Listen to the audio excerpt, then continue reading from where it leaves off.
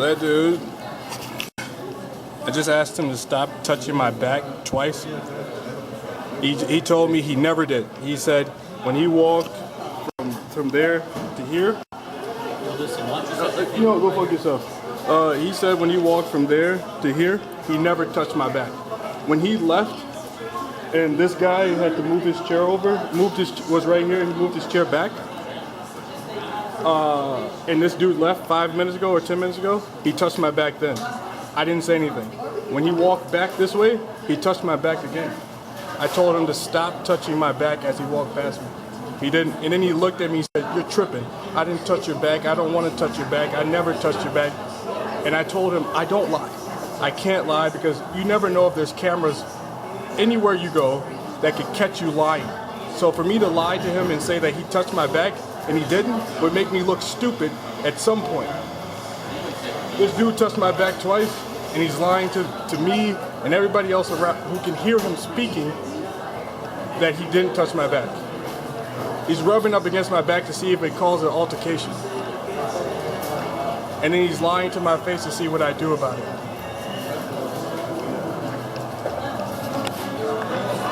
And then he got aggressive. Then he was like, "Man, you tripping, man?"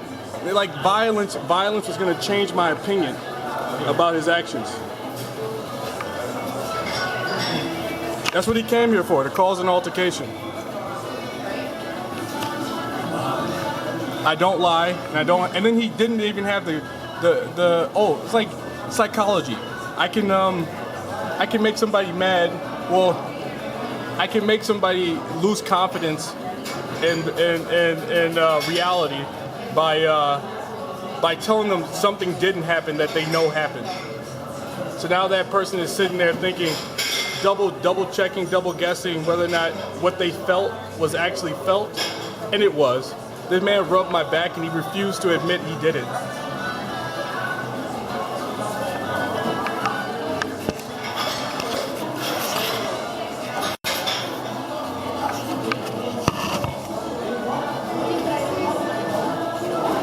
Oh, and this usually happens every time. Every time I type or write something smart or tweet something smart, somebody telling other people with implants to do something to aggravate him. He's not that smart. He's still some black or some piece of shit or something like that. All you gotta do is piss him off. Even smart people, no matter how smart he claims he is, he's still he can be pissed off easily. Which is not true. I chose to tell. And I carried cameras in my pocket for that reason. So what I'm pretty prideful when it comes to discovering things, new things, or new ideas.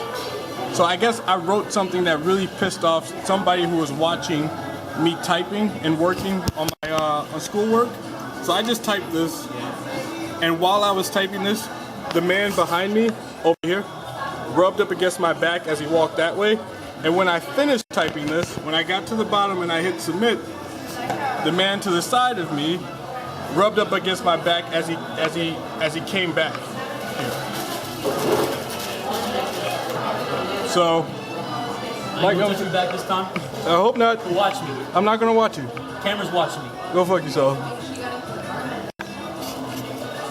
Have a good day, alright? You don't have to entertain me. I don't need any entertainment. You know you did. Stop lying. Didn't do it. Yes, you did. Yes, you did. I don't lie. It Yes, makes you you did. sleep at night. No, it won't help me sleep at night.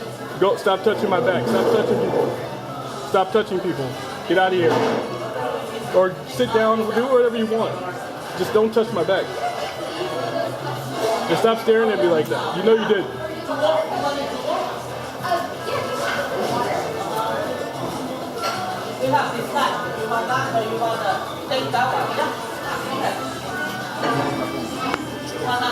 He did it. And then they lied. He rubbed my back and then he lied about it. Twice. And then lied about it. He could have just said, "I'm sorry, dude." But then he'd have to acknowledge that, hey, there's so much room right here. You don't have to touch people to walk past them. Look at all the room. You don't rub up against people and then lie and say you didn't touch them.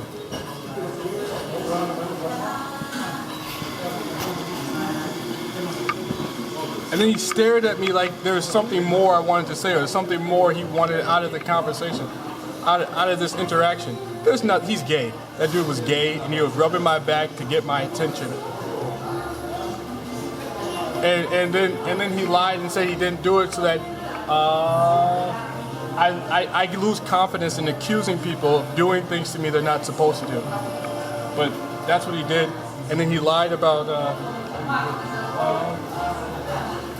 He stared at. You see how the way he's staring? He's like trying to get you to acknowledge something deeper. Like there's some type of connection between you two that goes beneath what I was talking about. There's no connection between us. He came here to rub up against me and to have a conversation with me.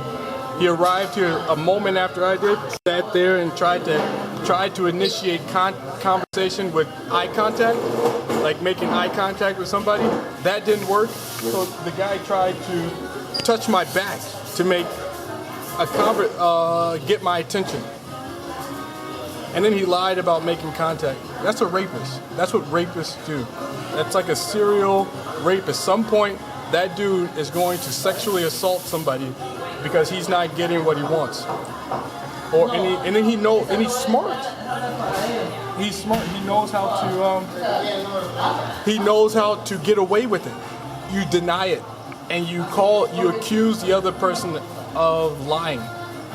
So there are people who commit crimes and get away with it because they're smarter than other criminals. They know how to lie. So they know how to commit the crime and then lie about it.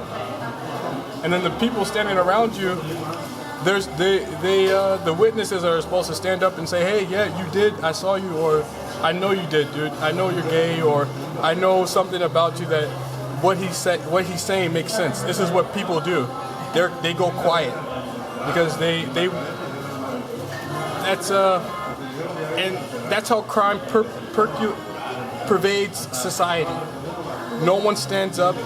The social norm allows criminals to continue to commit crimes, to not say anything that somebody else did, to not do things to not complain that somebody else did something. There he is. This is his car right there.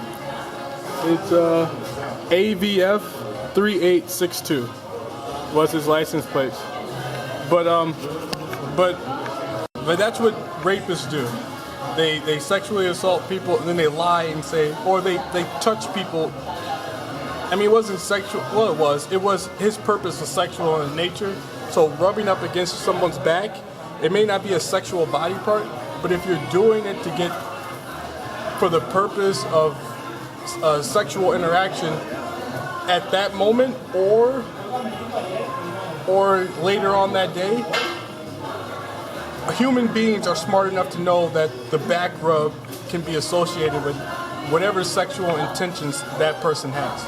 So when you rub up against somebody, it doesn't have to be their genitals, their butt. It could be any body part that you intend, that you want to convey that you're interested in that person sexually. Not friendly, not kindly, not helpfully, but sexual. So that's what that dude just did. And then they tried to escape the gravity of their actions by lying. So that's what you should be afraid of. Somebody who can commit crimes and lie and get away with it. I don't know how. But, the trick is, they just told me in my ears, the trick is violence, lies, and the three tools you use is violence, you tell a lie, and you deny everything they say. That's how you get away with committing crimes. So that the victim loses confidence and they're scared. So now you got the tools necessary to escape any crime. You sexually assault them, you lie about it, you use violence, and you deny it as well as you can with as many well-known lies that are across the country that rapists or criminals use to escape punishment. That's how you do it. It's real easy. And so that guy just came here to practice getting away with a crime or something inappropriate on me. And he's gonna go somewhere else and practice the same thing on somebody else. He's gonna build upon his experience here. And the Hispanic guys here just let him do it. They know what he's doing. They're grown men. These are like 40, 50-year-old men who are pretty smart. I bet they're smart. I bet they know well enough what just happened. They know what just happened, and they just sat there and let this guy walk out of here with the experience that he got away with something. Now he's gonna take that experience somewhere else and do it again to somebody else. So that's our society. Oh, and so I guess right here I was talking about society. So somebody really smart tried to teach me about crime, how crimes are committed, and the connection to society. Somebody with implants, really smart, in the moment, thought about how can I do to me, how can he do to me what I just taught to somebody else? So he just tried to teach me crimes in our society, or not crime, what are inappropriateness in our society, and the social norms to accept that inappropriate behavior.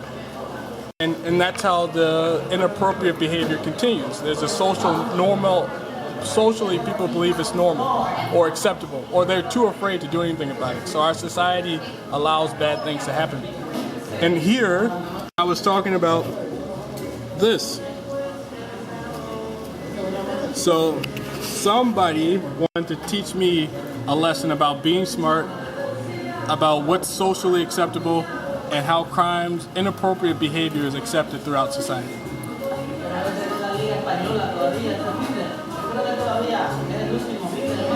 With inputs. So somebody in real time was watching me, talking to me the whole time I wrote this. The whole time I was writing this, they were talking to me in my ears. And I guess the dude sitting next to me also had implants, and he allowed it to happen. And the dude sitting behind me facilitated it. I mean, the chair in the way, the first time the guy touched my shoulders, was an excuse. But then the chair was moved, and my shoulder was touched again. So it's like they allow this behavior, they allow the behavior to continue. They allow the inappropriate behavior to happen.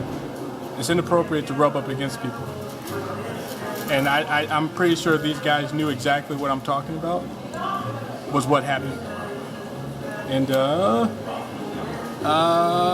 they said nothing and did nothing.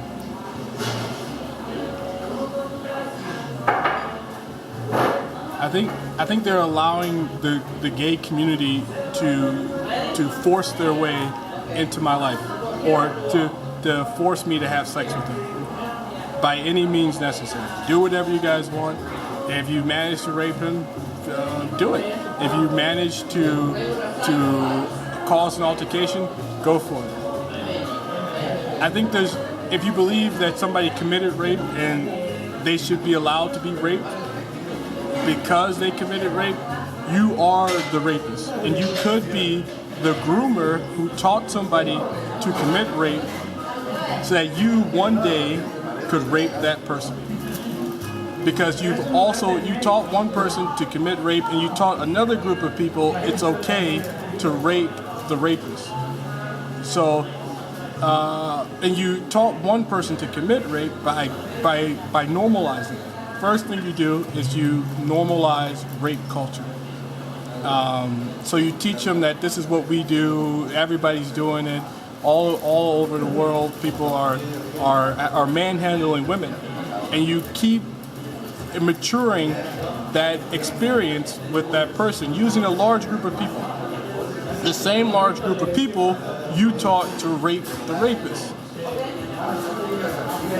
Gay people. So the truth is they don't want you to commit rape, but they need a motive to pursue, to have sex with you, even against your will. These dudes are attracted to other dudes, and they need motive to try to have sex with you, and that's what the gay community came up with.